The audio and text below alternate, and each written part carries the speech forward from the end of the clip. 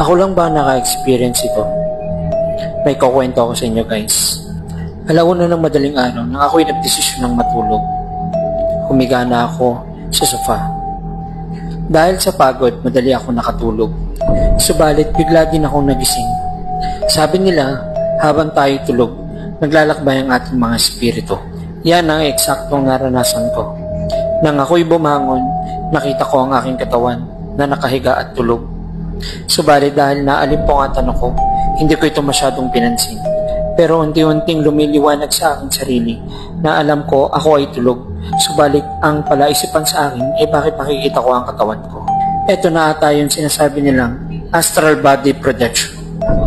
Kaya may mga pangyayari sa buhay mo na bigla mo na lang maiisip na nangyari na sa akin to ah. At yun yung tinatawag na deja vu. Mahiwaga talaga ang buhay.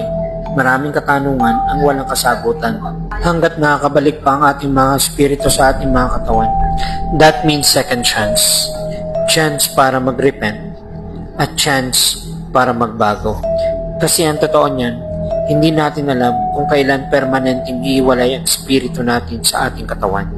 Ikaw, may karanasan ka ba katulad ng karanasan ko? Halika, ikwento mo.